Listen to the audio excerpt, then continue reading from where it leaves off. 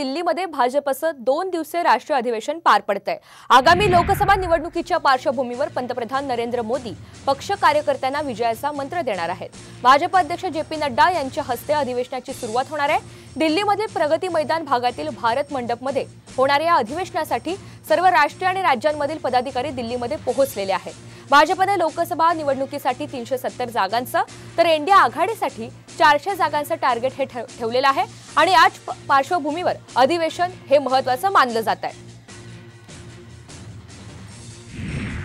दरम्यान महायुतीच्या लोकसभेचं जागावाटप ठरलंय अशी सूत्रांनी साम टीव्हीला माहिती दिलेली आहे। दिल्लीतल्या वरिष्ठ नेत्यांच्या बैठकीत लवकरच जागा वाटपावर शिक्कामोर्तब होणार आहे असंही सूत्रांच्या हवाल्यानं कळतंय। एकनाथ शिंदे, फडणवीस आणि अजित पवार यांच्यामध्ये वर्षावर बैठक झालेली होती। दरम्यान या बैठकीत जागा वाटपाबाबत चर्चा झाल्याची माहिती समोर येतेय आणि या संदर्भात अधिकची माहिती आपल्याला प्रमोद जगताप थेट दिल्लीमधून देत आहेत। प्रमोद, आपण पाहतोय महायुतीच्या लोकसभेचं जागा वाटप देखील एकीकडे ठरलेलं आहे, दुसरीकडे दिल्लीमध्ये आता भाजपच्या कार्यकर्त्यांना आणि पदाधिकाऱ्यांना मोदी हे कानमंत्र देणार आहेत। या सगळ्याच्या पार्श्वभूमीवर काय अपडेट्स आहेत?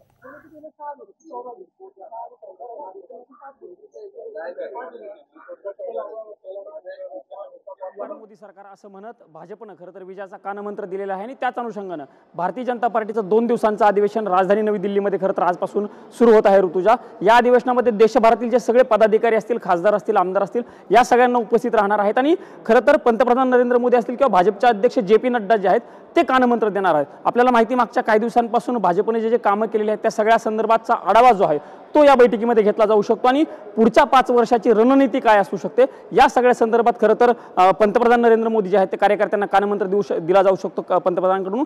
त्यामुळे खरं तर ही बैठक जी आहे ती अत्यंत महत्त्वाची आहे। ऋतुजा, दुसरीकडे जर बघायला गेलं आपण राज्याच्या दृष्टीने तर पुढच्या काही महिन्यांवरती अगदी लोकसभेच्या निवडणुका येऊन ठेपलेल्या आहेत। मार्चच्या पहिल्या आठवड्यामध्ये लोकसभेची आचारसंहिता लागू शकते अशा पद्धतीची चर्चा आहे। त्यामुळे या लोकसभेच्या निवडणुकीच्या अनुषंगाने ऋतुजा आपण जर बघितलं तर जागा वाटपासंदर्भातील देखील महाराष्ट्रातील महायुतीचा फॉर्म्युला देखील ठरल्याची माहिती खरं तर आपल्याला मिळते आहे।